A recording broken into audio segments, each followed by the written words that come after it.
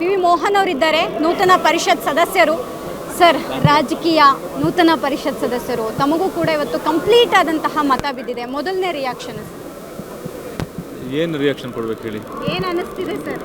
ಬಹಳ ಸಂತೋಷ ಅನಿಸ್ತದೆ. ಯಾಕಂದರೆ ವಿಧಾನ ಪರಿಷತ್ತಲ್ಲಿ ಜನರ ಬಗ್ಗೆ ಮಾತಾಡಲಿಕ್ಕೆ ಒಂದು ಅವಕಾಶ ಸಿಗ್ತದೆ. ಇಷ್ಟೊತ್ತು ನಾನು ಮಾಡಿದೆಲ್ಲ ಪಕ್ಷ ರಾಜಕಾರಣ, ಪಕ್ಷ ಸಂಘಟನೆ, ಕಾರ್ಯಕರ್ತರೊಟ್ಟಿಗೆ ನನ್ನ ಏನು ನಂಟು ಇದ್ದರೆ, ಈಗ ನಂಟು ಕಾರ್ಯಕರ್ತರ ಜೊತೆಗೆ ಜನರೊಟ್ಟಿಗೆ ನಂಟು ಬರ್ತದೆ. ಜನರ ಬಗ್ಗೆ ಕೆಲಸ ಮಾಡಲಿಕ್ಕೆ ಒಂದು ಅವಕಾಶ ಇದೆ. ಇದೇ I am very happy.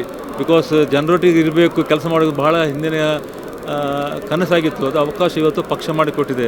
So Rahul ಗಾಂಧಿಗೂ, ಆಮೇಲೆ ನಮ್ಮ ಪ್ರಧಾನ ಕಾರ್ಯದರ್ಶಿ ವೇಣುಗೋಪಾಲ್ ಅವರಿಗೂ, ಮತ್ತು ಮುಖ್ಯಮಂತ್ರಿಗಳಿಗೂ, ಸಿದ್ದರಾಮಯ್ಯ ಎಲ್ಲರಿಗೂ ನಾನು ಚಿರಋಣಿಯಾಗಿರ್ತೇನೆ. ಅದಕ್ಕಿಂತ ಕಾರ್ಯಕರ್ತರು, ನನಗೆ ಎಲ್ಲಿ ಹೋದರೂ ಕಾರ್ಯಕರ್ತರು ಗೆಲುವು ಸಾಧಿಸುವ ಮೊದಲೇ ಅವರು ತುಂಬ ಅಭಿನಯಿಸಿದ್ದಾರೆ. ಸರ್ ನೀವು ಗೆಲ್ತೀರಿ ಅಂತೇಳಿ. I very happy. ಪರಿಷತ್ ಅನ್ನುವಂತಹದ್ದು ಚಿಂತಕರ ಚಾವಡಿ ಅನ್ನುವಂತಹದ್ದಿದೆ.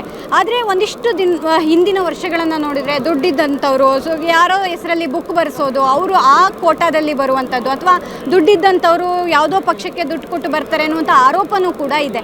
ಈಗ ಒಂದಿಷ್ಟು ಬುದ್ಧಿವಂತಿಕೆ ಇರುವಂಥವರು ಈ ಬಾರಿಯ ಪರಿಷತ್ ಚುನಾವಣೆಯಲ್ಲಿ ಆಯ್ಕೆ ಆಗಿರುವಂತಹದ್ದು. ನೀವು ಕೂಡ ದೊಡ್ಡ ಮಟ್ಟಿನ ದೊಡ್ಡ ನಾಯಕರ ಜೊತೆ ಪಳಗಿರುವಂಥವರು, ಕಾರ್ಯಕರ್ತರ ಜೊತೆ ಪಳಗಿರುವಂಥವರು, ಕಾರ್ಯಕರ್ತರ ಜೊತೆಗೆ ಜೀವಿಸಿದಂಥವರು. ಸೊ ನೀವೀಗ ಪರಿಷತ್ಗೆ ಬರ್ತಾ ಇರುವಂತಹದ್ದು ಈ ಚಿಂತಕರ ಚಾವಡಿಗೆ ಎಷ್ಟು ಮೌಲ್ಯ ಬಂದಂತಾಗುತ್ತೆ ಅಂತ? ಅದೇ ಹೀಗೆ ಹೇಳಿದಾಗೆ ಈ ಮೌಲಾಧಾರಿತ ರಾಜಕಾರಣ 80ರ ದಶಕದಲ್ಲಿತ್ತು.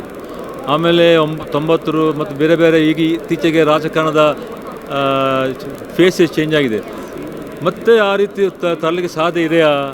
ಯುವ ಜನಾಂಗವನ್ನು ಏನು ಜನ್ಸಿ ಹೇಳ್ತೇವಲ್ಲ, ಯುವ ಜನಾಂಗವನ್ನು ಆಕರ್ಷಣೆ ಮಾಡೋ ರೀತಿಯಲ್ಲಿ ಏನು ಕೆಲಸ ಮಾಡೋ ಸಾಧ್ಯತೆ ಇದೆ ಅಂತೇಳಿ you need to work.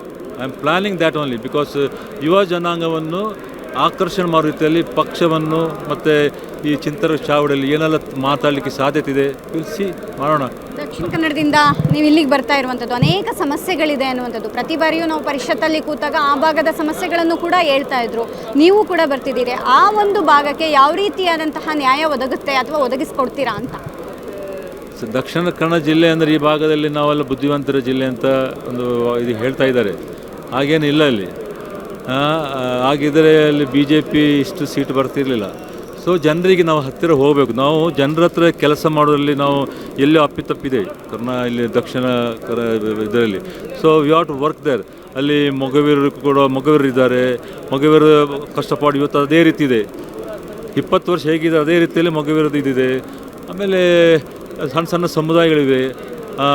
Invisible ಸಮುದಾಯ ಬಹಳಷ್ಟಿದೆ. ಅವರ ಬಗ್ಗೆ ನಾವು ಏನಾದ್ರು ಮಾಡಲಿಕ್ಕೆ ಸಾಧ್ಯತೆ ಇದೆ. ಮತ್ತು ಅಲ್ಲಿ ನಿಮಗೆ ಗೊತ್ತು, ಅಲ್ಲಿ ಸ್ವಲ್ಪ ಪಾಳೆಗಾರಿಕೆ ಇದೆ. ನೀವೇನು ಹೇಳಿ, ಪಾಳೆಗಾರಿಕೆ ಇದೆ ಅಲ್ಲಿ. ಪಾಳೆಗಾರ ನಡುವೆಯಲ್ಲಿ ಸಣ್ಣ ಸಣ್ಣ ಸಮುದಾಯಗಳೆಲ್ಲ ಇದಾಗಿಬಿಟ್ಟಿದೆ. ಸೊ ಅದನ್ನೆಲ್ಲ ಜೆಲ್ ಮಾಡಬೇಕು.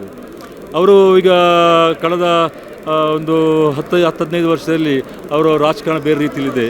ಸೊ ಅದನ್ನು ನಾವು ಅಡ್ರೆಸ್ ಮಾಡಬೇಕು. ಯಾಕೆ ಅವರು ಆ ಕಡೆ ಹೋಗ್ತಾ ಇದ್ದಾರೆ, ಯಾವ ರೀತಿಯಲ್ಲಿ ಅವರನ್ನು ಹಿಂದೆ ತರ್ಬೋದು.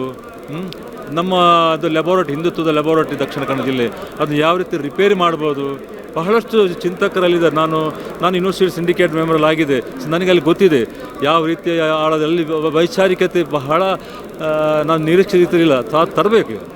You need to work. ಈಗ ನನ್ನ ಜೊತೆ ತುಂಬ ನನ್ನ ಸಂಗಾತಿಗಳು ಐವಂಡಿ ಸೋ ಇದ್ದಾರೆ, ಮಂಜುನಾಥ್ ಬಂಡ ಎಲ್ಲ ಪರಿಷತ್ತಲ್ಲಿ ಇದ್ದಾರೆ ಅವರು. ಸೊ ಅವರೆಲ್ಲ ಸೇರಿಕೊಂಡು, ಮತ್ತು ಖಾದರ್ ಸಾಹೇಬರು ಇದ್ದಾರೆ, ಮಂತ್ರಿ ಇದ್ದಾರೆ, MLAಗಳು ಭಾಳ ಕಡಿಮೆ. ಸೊ ನೆಕ್ಸ್ಟ್ ಬರುವಂಥ 28ರಲ್ಲಿ 8ಕ್ಕೆ 8 MLAಗಳನ್ನು ನಾವು ತಯಾರು ಮಾಡಬೇಕು. ಅವರನ್ನು ಆಕೆ ಏನೆಲ್ಲ ಮಾಡಬೇಕು, ವಿಲ್ ವರ್ಕೌಟ್ ಆ್ಯಂಡ್ ವಿಲ್ ನಾವು ಜನರೊಟ್ಟಿಗಿರ್ತೇವೆ. Anyway sir, good luck. Thank you very much. ಇದಿಷ್ಟು ಮೋಹನ್ ಅವರ ಮಾತು. ಕ್ಯಾಮ್ರಾಮ್ಯಾನ್ ಗಂಗಾಧರ್ ಜೊತೆ ದೀಪಾ ಕುಕ್ವಾಡ, ಅಶ್ವವೇಗ ನ್ಯೂಸ್, ಬೆಂಗಳೂರು.